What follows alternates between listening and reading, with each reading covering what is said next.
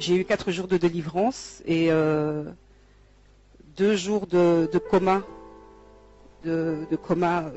enfin mon âme n'était plus là. Je respirais, j'étais là, à côté de mes proches, mais moi j'étais partie. Ce que Dieu, en tout cas, m'a fait grâce de voir, c'est que j'étais dans mon cercueil. J'ai vu ma tombe, j'ai vu que j'étais dans le cercueil, et à un moment donné, j'ai été propulsée dans la galaxie, l'espace. J'ai vu quelques étoiles, et je suis restée, j'ai l'impression que je suis restée vraiment dans cette galaxie pendant une éternité. Ça a duré, et j'errais, mon âme errait, j'errais, je me demandais, mais qu'est-ce que je fais là? Qu'est-ce qui se passe? Et il faisait noir. Il faisait noir. Et après ce que j'ai vu les ténèbres, donc une nuée très sombre, et une nuée et la lumière en fait. Donc j'ai compris par la suite, parce que j'entendais des voix,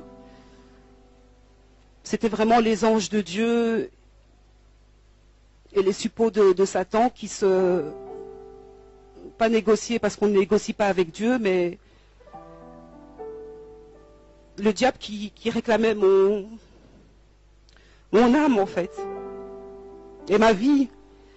Et il disait, mais enfin, Seigneur, il y a un pacte qui a été fait, elle n'a pas suivi tes voies, elle n'est plus digne d'être appelée enfant de Dieu. Donc elle est devenue mon enfant, donc voilà, il faut nous la laisser. Donc c'était vraiment comme s'il y avait un combat spirituel entre les ténèbres et la lumière. Et à ce moment-là, je sais pas, un esprit démoniaque m'a pris et m'a demandé si j'étais prête. Et il m'a dit, regarde en bas, là-bas, le trou noir que tu vois, on va y descendre. Et là, j'ai commencé à crier. Et je criais réellement, puisque ma sœur m'a dit par la suite, quand j'ai retrouvé mes esprits, que Dieu est vraiment grand et il a tout fait. C'était vraiment sous son contrôle, parce que la manière dont tu criais, c'est pas possible qu'on n'ait pas eu des voisins qui sont venus à la maison pour réclamer des tapages nocturnes en plus, puisque ça se passait la nuit. Et donc cet esprit démoniaque m'a précipité dans le trou. Et en fait, j'ai vu de la terre, on descendait vraiment les profondeurs de la terre. J'ai vu beaucoup de terre et il faisait noir, et je criais, et il faisait noir. Et au plus on s'enfonçait, au plus je criais. Et puis à un moment donné, on s'est arrêté, comme dans une espèce d'ouverture, comme dans une grotte. Et là, l'esprit m'a dit, est-ce que tu es prête? Parce que ici, c'est l'enfer.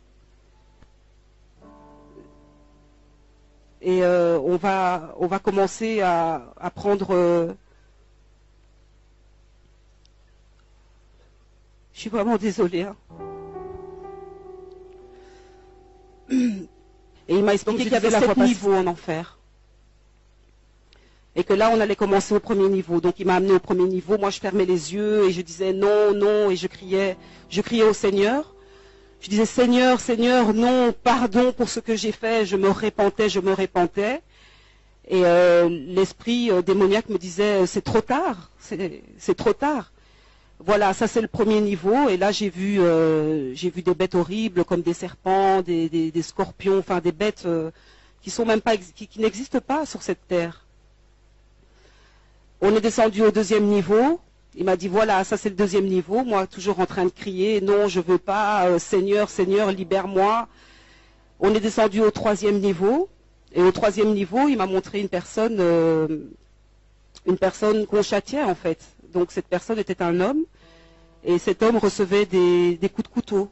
Et à chaque coup de couteau qui transperçait son cœur, il ne mourait pas. Il ne mourait pas, le sang giclait, cet homme pleurait, criait, et la plaie se refermait. Et puis il recevait des coups de couteau toujours au même endroit, et le même processus se répétait et se répétait. Et cet esprit démoniaque me disait, tu vois le châtiment, ça c'est éternellement que cette personne-là va être comme ça, en tout cas crucifiée par ce quatrième niveau. Et cet esprit m'a expliqué que le 4e niveau était le niveau de mon châtiment à moi par rapport au péché dans lequel j'étais. Donc péché sexuel, hein, puisque j'ai été condamnée par rapport à ça. Et on m'a mis sur cette pierre, on m'a ligoté et on m'a laissé là. Et tout ce que je voyais là en dessous de mes pieds, donc la pierre était debout, hein, pas couchée, donc j'étais vraiment contre un mur.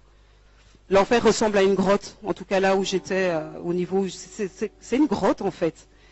C'est une grotte où il fait sombre, où il y a du feu à gauche et à droite. C'est un endroit très lugubre où on n'entend que des cris d'épouvante qu'on n'a jamais même entendu dans des films d'horreur.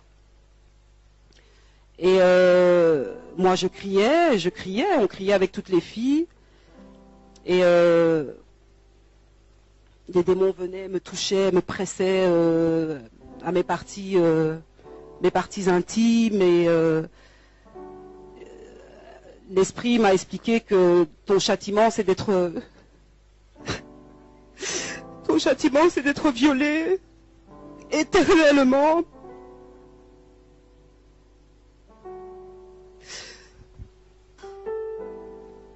Et naissaient des enfants de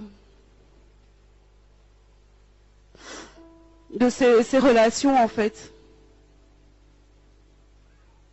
Tu n'as pas le temps de dormir en enfer. Tu ne dors pas. J'ai cru que j'y étais depuis des siècles.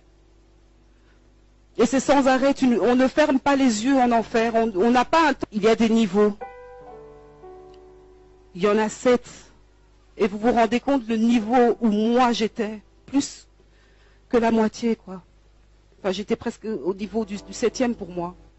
Donc le péché de l'immoralité sexuelle est un péché sévèrement puni. Je priais quand j'étais en enfer, j'ai pas cessé de prier mon Dieu, j'ai pas cessé de demander pardon. J'ai déposé le pardon aussi auprès de la femme de cet homme.